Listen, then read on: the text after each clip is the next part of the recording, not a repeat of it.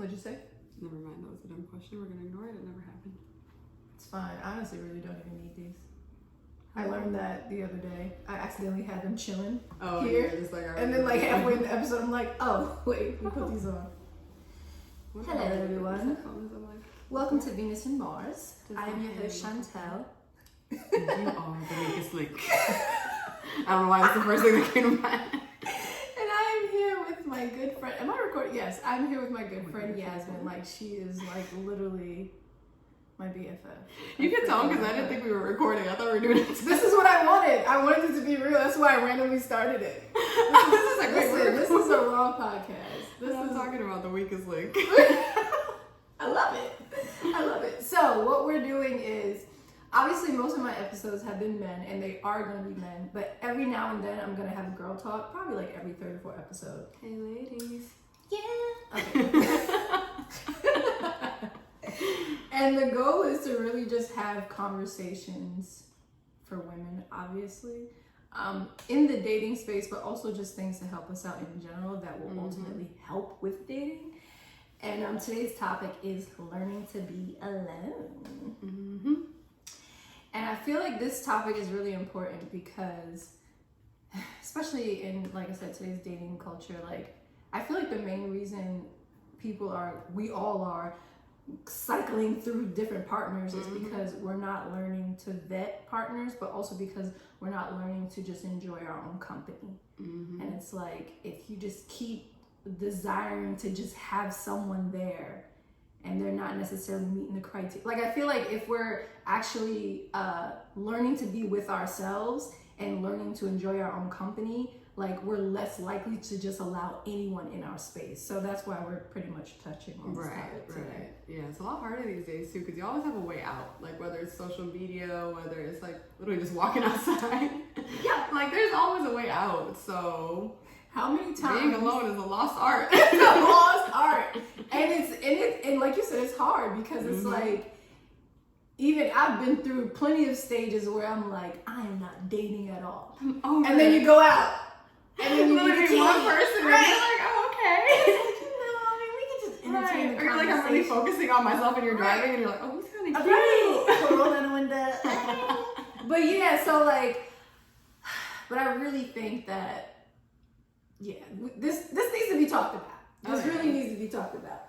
So I guess I'll start with my own experience, and then whatever. But not as of recently, but this was when I was 25, 26. Yo, I went 3 years. Did I tell you about that? I went 3 years without dating. No, you did not tell me. Girl, yes. Like nothing, like no dates, no talking to nobody, nothing, like just over it.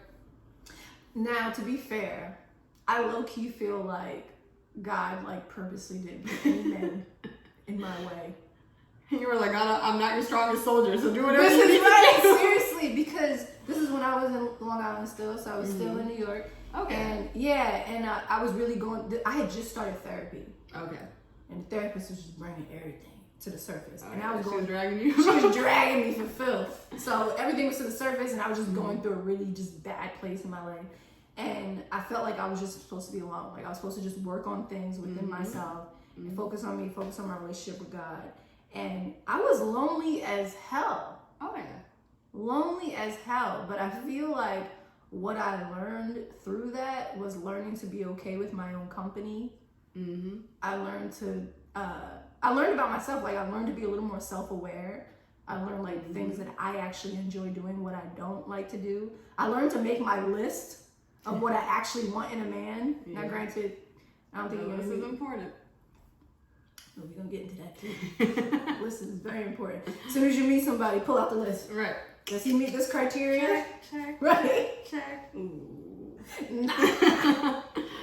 Does he have blue eyes? I'm kidding. Oh my God, no. I used to be crazy about light eyes. No, but it's so weird too, because even with lists and like even with the whole thing of manifestation, like, you're supposed to be super specific, but also super general and accepting. So you have to find like that middle ground where it's just like, you have to be intentional about what you want, but you also can't be like, he has to be exactly 5'7" and 3/4 and walk with the left foot before the right foot. But you can't also be like, I just want a man. Period. Right. There has to be like some specification, but there also has to be some flexibility because like I feel like I don't want to speak this, but I'm just giving an example. Like, I feel like sometimes it'll be like, he can have the height, but he may not have the body build. Right. Or he can have the height and he may not have the hairline. She knows how I feel about hair. But yeah. So we got to the negotiables and the non-negotiables. Hairline, non-negotiable. I mean, listen, I've run into a few guys that actually look good, bald. Yeah. Not me. Yeah, like, you know, your Morris Chestnuts kind of. Right, like, he looks good bald. But for the rest of y'all, they do hair transplant surgeries. And I support in Turkey, they're not it. that expensive. I support it. I prefer the transplant. I don't really want you to do the toupee thing because then we can't get in the water. That's awkward. But have you seen the braiding hair recently? Like where they slap like braiding hair with like glue and then like they put it do down so it can be like waves. I'm like, oh, y'all getting creative. basically you can't get in the water though. What's that thing men used to say? Take her swimming on the first date. I'm sorry, And then we gonna take the first date. Sorry guys, we got self topic. I'm gonna put this fan on because it's hot. Mm-hmm. But yeah, so gonna go to my little notes. Right. So you went through your 3 years. You were experiencing being alone. right, I got off topic really quick. Oh yeah, so I would say, like I said, what I learned from that is, like I said, I learned what I actually want in a partner, a future partner, not just someone for now. I learned what I like to do, what I don't like. I learned to be a little more self-aware and confident as well. Mm-hmm. Because I feel like when you learn to be in your own company, Oh yeah. I can't explain it, but it just builds a level of self-esteem. Like when you can go and eat out by yourself or just be out by yourself and you're content. Exactly. It's like if someone else comes into your space, they have to actually bring something to the table because you're happy with yourself. You know what I mean? But I'm curious, have you ever been through a period where you were intentionally by yourself or were kind of just forced to be by yourself? I mean, you know I have. Right. I definitely have, because I think it is, you know, I grew up in a very, very communal culture. So there's always people around, whether, like, I'm talking outside of even, like, romantic. You just always have people around you. So being alone was never, like, a fathomable concept for me for a bit. I always tell people, like, I'm a people's person. I love people, which I am. Yeah. But I was so happy that I went through my period of being alone because it made me realize I'm that way because I am and not because, like, I need to be. Yeah. But yeah, I definitely went through a period where I was just like, you know, it's me and there's nothing wrong with that. Because, you know, there's a negative connotation about being alone, which now that I've experienced it, I'm like, that's actually not a bad thing at all, because I believe a lot of things give you like blueprints, right? Yeah. You need blueprints in life. And I think being alone gives you a blueprint, gives you a standard. Yeah. So that when someone tries to come into your life, whether they're a friend, whether they're a partner, whether even it's family members, like even coworkers, like you start to realize, like, if you can't measure up to this standard that I've set up through my blueprint, Yeah. then like I can't have you here. Yeah. And it gives you this level of like being content, because before, I think sometimes, I don't know about you, but as humans too, I feel like sometimes we keep people around because you're like, I don't want them to feel like they're a bad person, or I don't want to come off as a bad person. Yeah. And being alone makes you realize, like, it's okay to not have everyone in your life, and that doesn't make you a bad person, that doesn't make them a bad person. You're just not compatible. Right. And it's okay. Like, it's 7 billion people on this planet. I'm not meant to be friends with all of them. I'm No. sorry. I'm not meant to date all of them. I'm not meant to be family or coworkers with all of them. Like, Right. it's fine. So it's a good experience. I really enjoyed it. I had it around, mine was a little bit earlier. When did I go through my thing? Like maybe like 23, 24.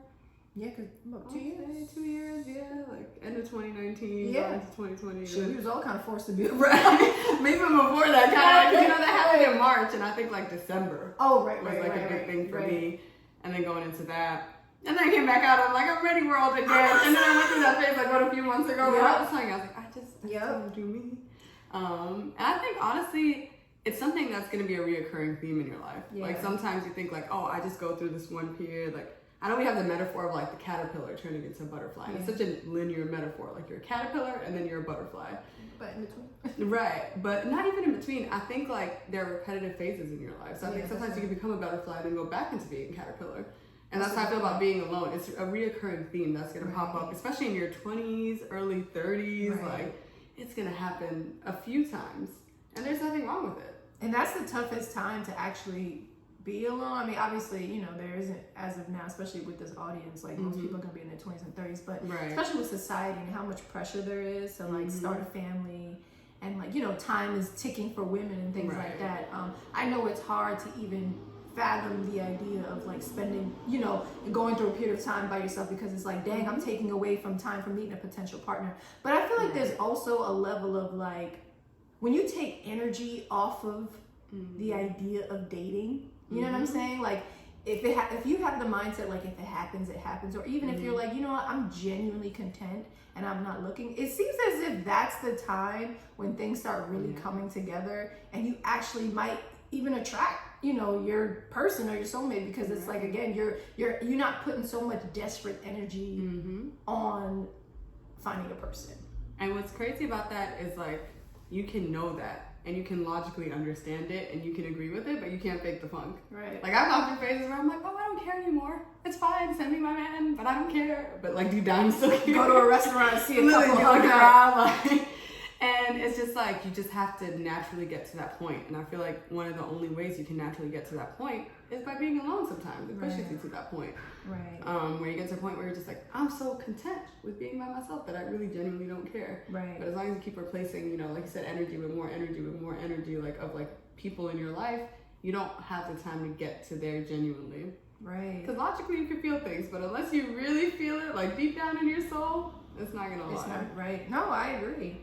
And I also feel like you said about community, let me first say that, again, I think there's a season for everything, and there is a time to literally just be in your, because I feel like there's a fine line between like making people void fillers and actually just being a normal human being and needing connection and community. And I feel like you have to figure that out. Like, for example, if you're hanging around people simply because you don't want to be alone and you don't want to deal with the thoughts in your head, that's something to evaluate. But also knowing that it's okay to need people, like finding balance between that. And I think honestly it's good to build that muscle before you're in a relationship, because you're not looking to your partner to fulfill everything. Exactly. You have a network of people who you can go shopping with, you can go out to eat with, you can travel with, etc. And you're not you looking can even to just sit with quietly. Like, I have friends where I feel like we can just sit together. Like, sometimes we like go. These are the best. That's the best. Right. And let me tell you, we're best friends to talk about like every little thing. I could be like, hey, I thought I was gonna go left today and I went right. Let me send Shantel an audio. Right. But there are also times when we can just sit together quietly and just work. And I think like it's important to have that too with the community building. And that's how you know people are void fillers in your life. Like, think about everybody in your life. Would you be able to just sit with them and like be okay with it? Right. And like kind of do your own thing? And do your own thing. And it's not awkward. It's not awkward. And I agree with what you're saying, because I feel like there's this new like, I don't want to call them like a little army, but there's this new like school of thought, we'll call it that, where everybody's just like, you don't owe anybody shit. Nobody owes you. Wait, is this like TV? Can I curse? Oh, yeah. I was like, right. As I get into it, I was like, you don't owe anybody shit. Nobody owes you shit. It's just me against the world. Like, it's always going to be me. And I know for a lot of people that's a trauma response, but like, I just don't agree with that school of thought. Like, you owe people things and people owe you things. We're humans. We're naturally, you just have to find the right people to owe things, But like, we're humans, we're naturally social beings. We're not created to like be on our own or be lone wolves or whatever they call them. And like, even with the concept of being alone, like, you can be alone and not lonely, because like there are different departments of your life that kind of flow into it, So it's just like, even if the romantic department right now, you're like, I'm putting a halt on this, I'm taking a hiatus, no production, no nothing. Right. But you have friends, you have, family, you have chosen family. Right. And it's okay. I feel like it's not natural. And sometimes you do go through phases where you're just like, okay, it really just needs to be me, and you like disconnect to an extent. Yeah. But like, there's always going to be a base group of people that you need in your life. And that's okay to admit that. I think people almost feel like that's a weakness. And if anything, I think it's a strength that no matter what I go through in my life, I can count there's at least like 3-4 people I can call on no matter what. And other people be like, but what if those people leave you? That's a weakness. No, it's like an asset. Right, absolutely. And like I said, I really feel like assess why people are in your life. That's just what, to me, like I said, if you have someone there, and like I said, I'm talking right now just from a communal friendship standpoint.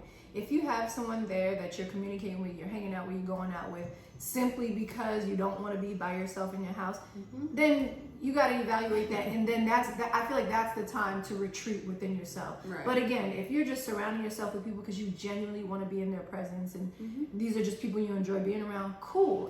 Like, I feel like going back to the dating thing, like, when for the most part, when I'm talking about being alone, I'm talking about in the dating space. Unless you're filling voids. Right. Unless you're filling voids. And then and going back to dating in general, I really feel like, and this is something I have to keep reminding myself as well, like the pain of being alone or lonely, because we all have that, let's keep it real. Oh, yeah. When we're single, we're not entertaining anyone, we don't have anyone to text. It hurts. You know, a few different especially on the areas too, weekend, right? Because part of it is like companionship, part of it is also ego. Hell yeah. You know, there's nobody wants right. My phone really don't. You know, My phone act dry. like you don't care 5 minutes You later. come back like nobody texts me. Maybe I do not disturb. Maybe I'll. Maybe that'll attract someone to me. No, yeah, but I really feel like the pain of that isn't as bad as the pain of dealing with another heartbreak or dealing with another disappointing situation. And it's like, imagine, I mean, I know me and her can relate to this because we've talked about this, like, you know, another person you entertain for a month or 2 months and you got feelings involved, and now there's another restaurant that you don't want to go to because it reminds you of that person. I feel like that pain, in my opinion, is worse than the pain of loneliness, and especially because loneliness, it doesn't have to always be there. Sometimes it's just at nighttime or whatever. But I personally feel like it's okay to be lonely, but learning to work through it and remembering what your end goal is. You know what I mean? I feel like that's really the time to focus on just bettering yourself and learning you and all that stuff. But yeah. No, that is real. Because listen, there are certain places I'm not setting foot in. SDK. If anybody works at SDK or like has been to SDK is watching this. This message is for SDK and SDK only. Land House, Chef's Kiss. Chef's Kiss. Y'all will never see my face again.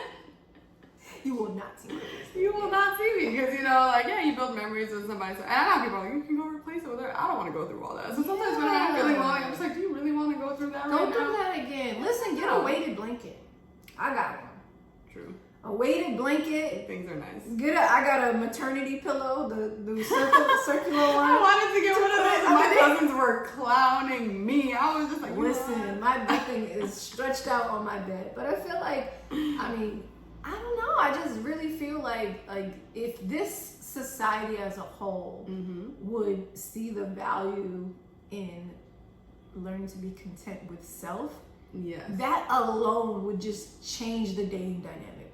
That is real. I really feel like that because people think like baggage is real. Like, I don't care what anybody says. We all bring a little baggage in from our last situation, whether consciously or subconsciously, right? Yeah. And it's like the more people you just add on, that's just more weight. And it's like, let me first assess what I want, what I need, and then make sure that I'm dating based on that. And then you lessen the contendants in a sense. No, I like that. And I like even what you said, like what I want and what I need, because like that adds intention behind it, right? So like, and I think intention changes a lot of things. You know, there's people also intention versus impact, right? But I think there is a weight that we have to intention that we need to put to intention where that's important. Because I feel like, even for example, like I'm telling you, like, I'm not gonna go to this restaurant. But it's because like I know the person that I went through that heartbreak with, I wasn't being intentional at that time. Like I was just floating around doing whatever. Now I have like my first heartbreak, I can go to places we've been to normal. I don't feel any type of way where I'm good, like I'm healed from it. Because like, although I did go through a heartbreak, everything we were doing was intentional and it just didn't work out. Right. And that's fine. Right. And then like the second heartbreak I went through was because I wasn't trying to sit down and do it. Or I thought I did. I was just like, oh, I've been good for whatever. But I was trying to go outside and just, you know, be outside and like, you know, kind of like not fill a void, because I really did genuinely have love for that person. But it's still just like, in a sense, there was an intention behind it. So now it feels like, oh, this is like a wasted energy in this space. I can't go to this space anymore. And then after that, I started being alone again. So now even if I go with someone somewhere and it doesn't work out, I can still go back, because like there was, I don't know, intention just changes the weight of everything, because it doesn't feel like it was time wasted or energy wasted. Like we both came together, we tried to make it work, it didn't work, it's cool. And there's like you just said, like there's a big difference, going back to your first relationship, like there's a big difference between, I know this person came in with intent, with the right intentions, and they were really looking for the same thing that I was looking for, and it didn't work out. Then it was like, okay, cool, we both know that we both came in right. But when you know that you stepped into a situation that you really had no business being in, right? And then it get deep, and you get in there. It's almost like I could have avoided this. We could have avoided all of this. I walked into a dead end. Yes. And the time that, again, going back to the time you spend alone, it's just like the time you spend alone, I feel like that will really help you avoid the dead end situations. And I feel like high standards can leave a lonely ass life though. I mean, until you find the right person, but it's always worth it in the end. That's something I have to keep reminding myself as well, like as I'm dating. And well, right now I'm not dating. She said I'm not dating. Well, sorry folks. Yeah. This is my low season right now. But no, I feel you really gotta remind yourself, and even people tell you all the time, if you walk into, and this is not to change anything or anything, but like you said, having high standards is gonna lead a lonely life. Like if you walk into a Toyota dealership versus a Lamborghini dealership, they're not gonna be the same amount of people there. Yeah. And that's kind of how it is when you just let anybody walk, even though I love Toyota. Right. I miss my Camry every day. That girl, she got me through, man. Shout out to Toyota. Right. But I'm not saying it's for anything, but when you have lower, more accessible, okay, so not lower, I say more accessible. When you're more accessible, there are more options there. Yep. But unfortunately, you might attract some people who you shouldn't have. Yep. But when you start taking that accessibility away, not taking it away from a place of ego, but from a place of intent and building. Yep. Just a matter of fact. It's gonna be lonely. It's not like you don't have people who want to text you, but you just know off the jump, hey, no, I'm not even gonna entertain this. I'm not gonna do this. Right. But then when you meet that person who actually is worth the wait, I feel like that's what makes it worth it, And I also feel like learning to be alone helps build that muscle for when you're in a relationship. This goes for men and women, obviously, but it's and everything in between, everybody listening. Right. Seriously, because I feel like every relationship is going to have their rough patch, right? So what if you go through a season where your partner, God forbid your partner goes through depression, or there's just something going on to where you guys aren't seeing eye to eye. When you've already built that muscle beforehand of being alone, when you're not getting that attention from your partner in a particular season of your relationship, you're not tempted to go elsewhere to get attention because you've learned to be content with yourself. So I feel like while in a relationship, that's also super important to have built that before. And then what's your thoughts on the idea of learning to be alone while actually dating? Because obviously technically you're not fully alone because you are dating, right? But yeah, what's your thoughts? I think there's always going to be a level of you need to be comfortable with being alone even while you're dating. And I say this for example with even with codependency. Yeah. You see some couples, or unfortunately it's always one person in the couple. Yeah. Not always, but most of the time it's one person in the couple. It works when it's both of them. When it's both of them, right? It's toxic, but it works, right? But it's always one person that's more codependent because they don't know how to be alone and their whole life is centered around someone else. Yeah. The healthiest relationship I've ever had, I think it's because we both knew how to be alone. Yeah. And it's because we didn't make our worlds revolve around each other. You're a big part of my world, but my world does not revolve around you. Right. If anything, everybody's world, I believe, should revolve around themselves. Yeah. And just hear me out, because I know that's usually a bad thing when people are like, "Oh, you think the world revolves around you?" I'm not talking about everybody else's world. I'm talking about your world. Yeah. You should be the center axis of your world, and then there are big chunks of your world. So your partner should be a big chunk of it, and it's a pulling force. It's something you take into consideration in everything you do. Right. But he's not, or she's not, or they're not the center of your world. Right. And I feel like being alone, knowing how to be alone even while in a relationship will come in handy two ways. The first way, you know how to be alone when your partner's with their friends and you need to go be with your friends, and your partner's at work and you need to go be at work, or your partner just has something going on and you're not a part of it and you need to be okay with sitting the fuck down and being okay. No, I agree. And it's actually more attractive. It's more attractive because then you get to come back together and really catch up. But then the other reason it's good is because relationships go through ups and downs. Like you said, one of the ups and downs is your partner might be going through something and not showing you the attention you need. But another down might be your partner might not be living up to your standards anymore. Right. Yeah. The person that you've chosen might not be the right person for you anymore. Or they might, but they need a little reminder. Right. People need reminders sometimes. Right. And if you don't know how to be alone, you've been so content with being with this person. And say, for example, when y'all first started dating, y'all had date night once a week, every week. Right. And if you don't know how to be alone, if your partner stops doing that, you won't care. You'll be well, they're still in my life. Yep. But if you know how to be alone, you can be no, this is my standard. And you're not leading up to it right now. Exactly. You're not measuring up to it right now. So I can take a step back, figure it out, Yep. and then let's like reconvene. But if you don't know how to be alone, you're less likely to do that. I think also like when it comes to, unfortunately, relationships where the partner becomes controlling or possessive or abusive, if you don't know how to be alone, you're more likely to stay. That's a really good right. point. So it's just like, I think it's very, very important. Like, we always talk about how to be alone, like when you're fully alone, but I think it's really, really important how to be alone when you're with someone. With someone, right? Yeah. No, that's real. Yeah. No, that's real, and that's how you know that you guys are actually together, because this relationship has a benefit. Like we're together interdependently because there's some type of benefit, whether there's love, whether there's a common purpose or whatever, right? And you're keeping that in mind. It's not just history anymore, right? Like, this is what I'm used Comfortability. to. This is all I know. Like, because at the end of the day, you know, when you know how to be alone, you can be with somebody for 10, 20 years. And obviously it's not going to be easy, but if you need to walk away, you'll walk away. Listen, you know that actress, she's like the auntie, the black auntie. About the grocery? Listen. Oh my God, I was just telling a friend about this. How you know we messed around? Listen. Because I was just like, people were just like, I don't get it, that's dramatic. And I'm like, no, I absolutely get it. So, okay, so one thing. What's her name? Jane Lewis? Something. Don't She's the grandma in Blackish. Yes, but she's usually like the auntie in a lot of shows, a lot of movies and stuff, right? So she broke up with a boy. How long were they together? Did you get that information? They were getting married, I think. I don't know if they were married, but they were damn near dating. They were together, but they were together for a little minute. And she broke up with him because he went to the store and he didn't get her anything back. He didn't get her nothing. He didn't ask her about nothing. Like, he went to the store, came back.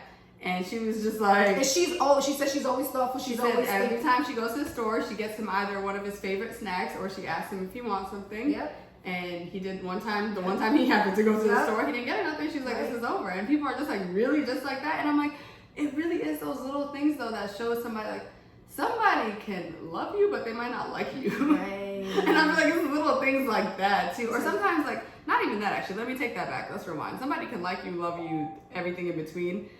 But I feel like there's a difference between somebody loving you and loving the way you make them feel. Right. Or loving the things that you do for them.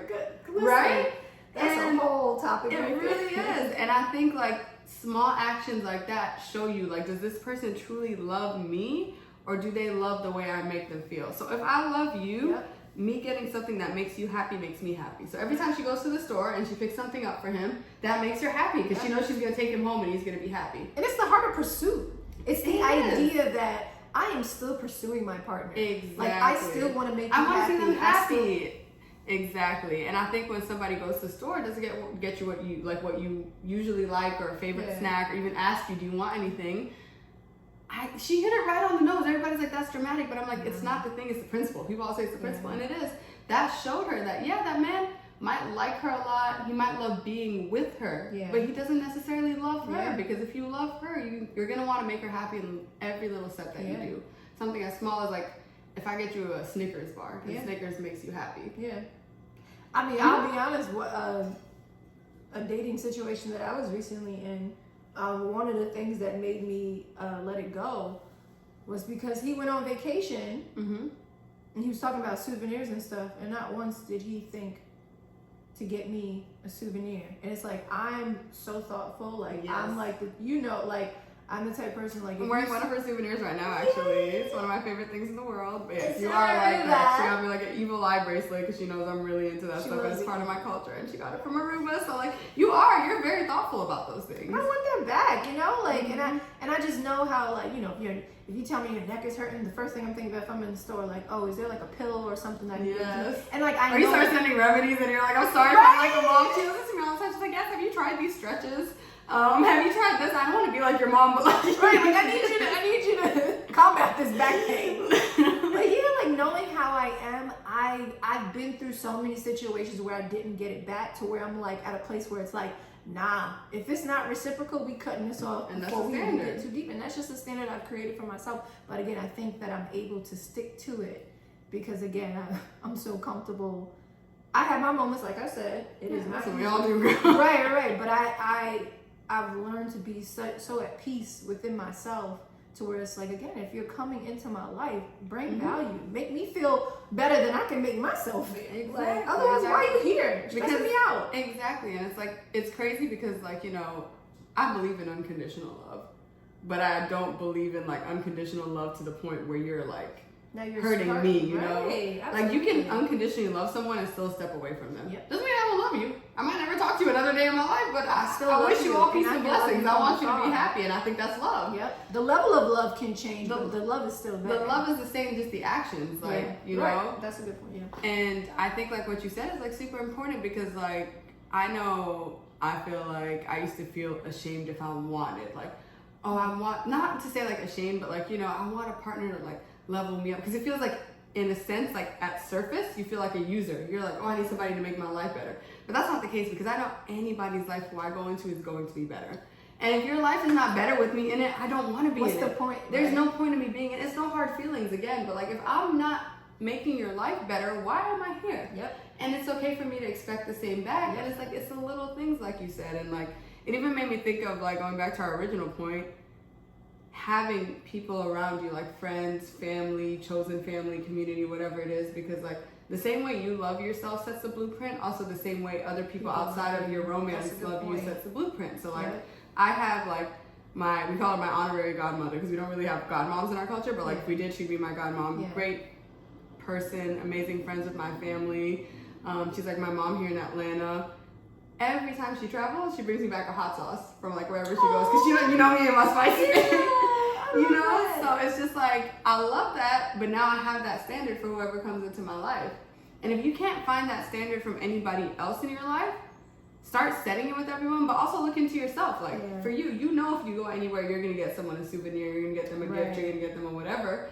So it's easy to be like, okay, shit, you're not doing the same, you gotta go. You gotta go, right. And and I just did an episode about reciprocity before. Mm-hmm. Even if that reciprocity looks different, like, it doesn't necessarily have to be like, the same I'm exact giving you thing. a gift, so you have to give me the gift. It's the idea of being thoughtful and considerate. But yeah, to your point, like you said, like, the community aspect is really important. And I know obviously this whole point was about being alone, but the community aspect is really important because it's like, if you know that these people are in your circle, and they're in your circle because they're adding value to your life and you enjoy being around them and things like that, you're just less, like, I feel like if you're lonely and you're just like, yo, I have nobody around, I have nobody here. Which is not an easy feeling. Like, it's not. Like, that is a very valid, like, hard feeling. Right. But when you know that's like pretty much the message you have in your head, or that's your actual experience, you're more likely to just let people in and shit on you and just hang on to their, like, random good moments. Like, they're... Yes. You know what I'm saying? Because people have that. Just letting anybody do anything. Right. You're just like, oh, well, they just popped up in my life here, and, you know, they've been shitty to me for the last week, but they're really good today, so I'm going to keep them around. But it's like, no, when you know you have a great community around you, it's like, what are you doing? And that shit is easy because it's very manipulative. I can never say that word. So remember my phase I went through? I went through a summer phase about 48 Laws of Power. Yo! So I went through a phase, you know, one summer I was a little heartbroken or whatever, and I was just like, fuck it. I'm about to read the Fuckboy Manual. Yep, 48 Which, Laws I'm of sorry, Power. if anyone's listening is a 48 Laws of Power fan, like, there are certain things about it that are true, but I think it literally is a guidebook to being manipulative, and unfortunately it's landed in a lot of wrong people's hands. Yeah. And I almost don't think it's intentional. I think a lot of men buy it, and they're just like, oh, this is how to get, like, it's marketed as a career thing. Yeah. Like, this is how to do better in your career and your life overall. But I don't know if it's subconsciously or consciously, but men always try to end up using that shit on women. Yeah. And I was just like, this is my summer of, like, I used to call it for research purposes, just to make myself feel better. I'm like, for research purposes, I'm not a bad person, right? Right, but one of them really was, like, you give somebody one or two good moments to hold on to, and whatever you fuck up after that, they're thinking about the one or two good moments, because they're attributing that to your innate self. Yep. To who you truly are. But that might not be who you truly are. In the beginning. When they first meet them. Yeah. Exactly, and that's the thing. So it's just like, somebody might show you something when they first meet you, and in your head, you're like, that's truly who they are, so every fuck up after is, oh my God, they're going through something. Oh my God, this is not like them. Oh my God. But it's really the opposite. It's just like, they showed you what you needed to see at the beginning, and then everything after is truly who they are. Yeah. And that just made me remember that, where you're just like, you know, you hold on to things for the good moments, or like, even earlier we were having a conversation of like, you know, high standards are lonely because there's a difference between like just letting anyone in your life do anything, and like, I'm kind of in sales and marketing. So like, I think of it like exposure versus like conversion. Yeah. Or even for anyone who owns a business, like you own a business, you can run an ad. Right. 700 people might see the ad, but like 2 people might actually buy the product. Right. And I feel like when you have low standards, you get a lot of exposure, but you don't get a lot of like conversion. You don't get something that converts into something meaningful. Right. But you feel good because it's like all this exposure. But ultimately, all it's doing is hardening your heart. All it's doing is hardening your heart and like adding more trauma. Yep. Which none of us need more of, honestly. No, we got enough. The world is traumatic enough as it is. Right. Especially being Black in America is enough. So. Right. And we're going through a whole pendejo and like there's just so much going on. The pound of replay, like just we're already like traumatized in a sense. Like right. We don't need more. And I think that's a very valid point that you brought up. Yeah. It is. Yeah. I mean, so yeah, I feel like ultimately, actually, before we close, I just want to share, I saw an article that had some good info in it, and it was just sharing some reasons why being alone is good. And I kind of touched on them, but I just want to bring these up. One is that alone time increases your empathy. Solitude increases your productivity. Solitude sparks creativity. Being alone can help you build mental strength. Solitude may reduce behavior problems in kids. I mean, that's not what we're talking about right now, but yeah. If you're a kid, please stop listening to this podcast now. You should not be. It's too late, but like, please stop. But if you're a parent listening to this, remember that with your kid. Take their iPad away and allow them to be alone in their own brain. And being alone gives you an opportunity to plan your life, and solitude helps you know yourself better. So pretty much everything we kind of touched on before, but ultimately, like I said, I feel like if you're in that space now where you're not getting the attention that you want, and you feel like, or that you deserve, or that you can get the attention you want sometimes, but right, it's not or the that attention you deserve. If you feel like you're not getting that right now, or you feel like there's just a drought with dating, just please be intentional with this season and allow it to make something good for you, for your future self, and not look at being single as a bad thing. It's not. Because it's not. It's really, I feel like this is one of the best seasons of life. There's so much you only have to worry about yourself, and I mean not it really, but like when it comes to sense, when it comes to like going on vacation or doing things, you only have to worry about your own opinion. You don't have to worry about considering a partner or stuff like that. So I feel like just embrace this season. Learn to love it so that when you're in a relationship, you're fully ready to commit and you're content. You're content, right? You're there because you want to be there, not because like life just put you there, like right. And you know that and this is the last point I want to make. Like, you also know that, like, kind of off topic but still relevant. Like, I feel like we always meet more attractive people than our partner. We'll always meet different people we have chemistry with, and that we have a great connection with. But when you take that time to yourself and really figure out what you want, you learn that, like, hey, when I met this person and I wrote down this list, my partner has most of these things. Yes, this person looks good. Yes, this person looks good. But I know that I actually have what's most important on my list, as opposed to just, again, dating blindly, and then it's like, I think this is what I want, and then someone else comes around, it's like, oh crap, that's really what I'm missing I want. out. You get that I'm missing out. Yeah, I agree with you, because once you get to like a point where you're content with your partner, you're never gonna feel that I'm missing out feeling. You might feel that like, ooh, I feel kind of an attraction to this person, or ooh, I kind of have chemistry with this person, but you're never gonna feel like you're missing out on something. You're just gonna know that like you have everything you need back home. And it's just like, temptation is real. It's like when you're on a diet and there's like a chocolate bar right there. Right. You're like, you want it. Right. But like, you don't need it. It doesn't mean you need it. When you know what you're doing and why you're doing it with who you're doing it with, you're more content. So, that's real. So, yeah, guys, if you're going through that right now, embrace it. You're not alone. Buy you a weighted pillow. You're alone, but you're not alone. Right. Buy you a weighted pillow. Make sure you're intentional about the other relationships you have in your life. Focus on you. And then eventually, hopefully that the right person, not another plan B. Not plan B, the pill. I mean like option B. Like plan A is the ideal person. Plan B, right. No settling. Right, no settling. So that's it, guys. Thank you for tuning in, and until next time. See y'all. Bye. Bye.